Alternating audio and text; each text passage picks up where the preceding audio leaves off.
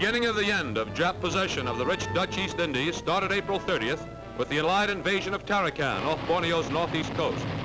P-38s dropped and bombed the area before demolition crews went in to destroy beach obstacles and mines. Australian and American warships had been shelling Tarakan for 3 days, and the 13th Air Force had neutralized all Jap airfields in the area. Gunboats bombarded the town of Lingas, gateway to Tarakan's airfield, where the main landing was to be made. Mitchells laid smoke screens to shield the demolition men and stropped on the same low-level runs.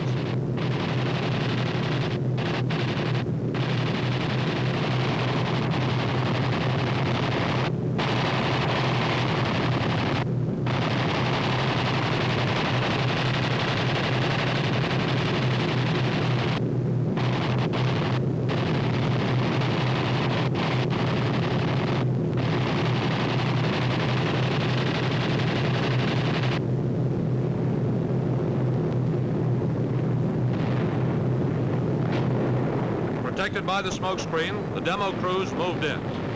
Opposition was slight mortar fire, which was quickly silenced.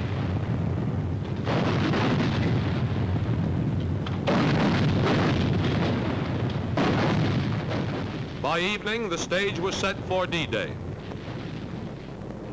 The next day, March 1st, 13th Air Force Liberators bombed Tarakan's beaches and the town itself as the first waves of Australians moved in. 100-pound demos and frags burst along the shore, in personnel areas, and on oil tanks.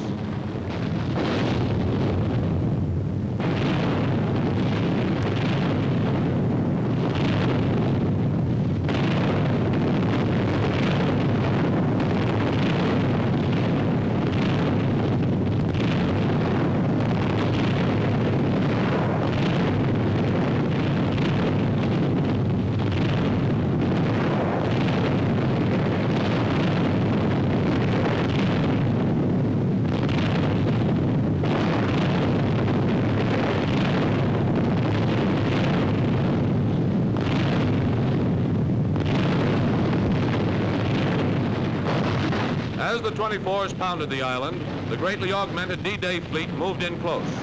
Operations proceeded on schedule as Allied troops quickly consolidated their beachhead and by May 2nd had captured Tarakan's airfield 2 miles inland. Inevitable capture of Borneo, main source of Japan's oil supply, is another step in the elimination of her stolen empire.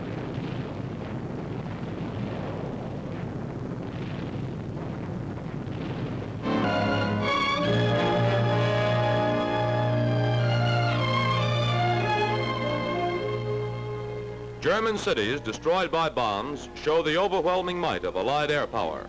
Stuttgart, with a number of satellite towns, was by far the most important center of precision engineering outside Berlin. Total population of Stuttgart and its suburbs was 500,000. These various centers were of considerable importance to the armaments industry. Principal transport targets in the Stuttgart area were large railway repair shops here at Untertürkheim. Here, too, Daimler-Benz engaged in large-scale airplane engine manufacture. Factories in the area, of which Bosch was one of the main ones, produced the bulk of fuel injection pumps used in German aircraft, and 90% of the total German output of spark plugs and magnetos. The largest ball bearing works outside of Schweinfurt was located in another Stuttgart suburb. Aircraft parts and instruments, machine tools, boilers, pumps, tank engines, components for submarines were but a small part of the profusion of machinery that came from Stuttgart's factories. Now, as here at Sindelfingen, all had been completely devastated.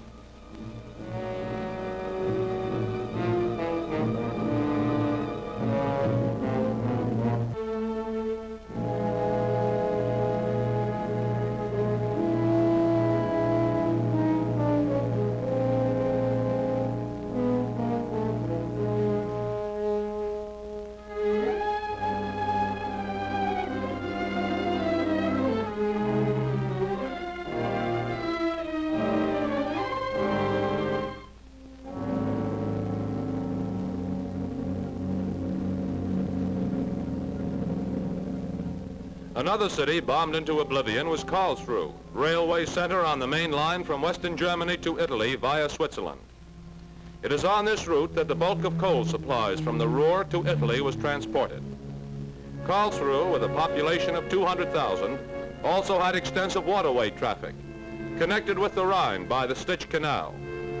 Its industries, not to be compared with the magnitude of Stuttgart, were chiefly engineering works connected directly with the armaments production program. Under the paralyzing blows of the 8th Air Force, German industry was shattered.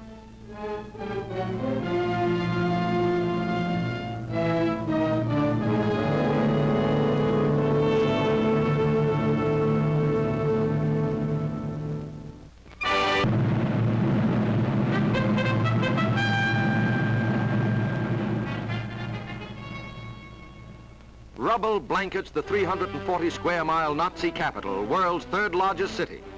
This is the Rheinmetall-Borsig Engineering Works in Berlin's British occupation zone.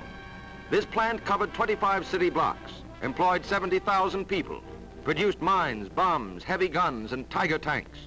A prime target for repeated Allied attacks, Rheinmetall ceased production entirely following an 8th Air Force strike on March 18th. In accord with the Potsdam decision to strip Germany's war-making potential, 2,500 usable machine tools already have been removed from the plant to help rebuild areas devastated by the Wehrmacht. Wreckage in Berlin's central area includes many government buildings. This is the Air Ministry. The Reichschancellery, nerve center of the Nazi state. The Propaganda Ministry and the Foreign Ministry are thoroughly gutted. Transport targets were major Allied objectives. Charred ruins indicate Anhalter Bahnhof and Potsdam Bahnhof, anchor points for rail lines to South Germany and the Ruhr. Best indication of Allied bombing effectiveness is the task now confronting Berliners. Already thousands of former Nazis have been put to work hauling away rubble, but clearing the ruins, it is estimated, will take 16 years.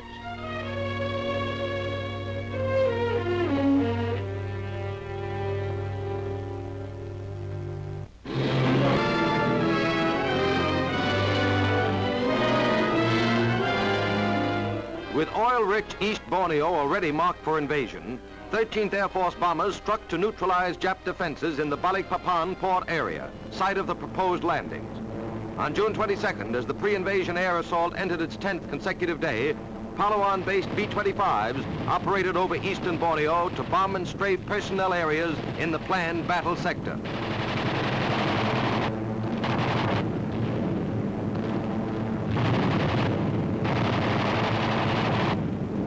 Two days later, long-range B-24s carrying instantaneously fused depth charges struck from Pitot Strip, Morotai.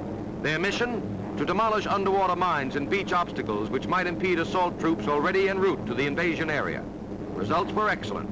Bombardiers walked their high explosives along the target area shoreline to destroy every mine in the pre-selected landing zone.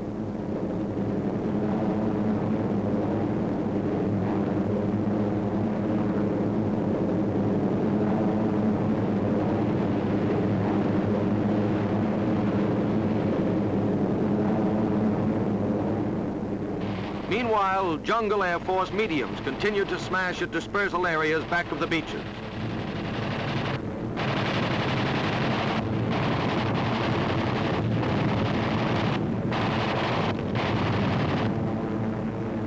As D-Day approached, the attack tempo was stepped up. Fighters and heavy bombers joined with mediums to smash defense positions, airfields, storage, and personnel areas with napalm tanks, HE bombs, and 50 caliber bullets. Prior to the landings, 17 of 28 known 90mm gun positions were knocked out.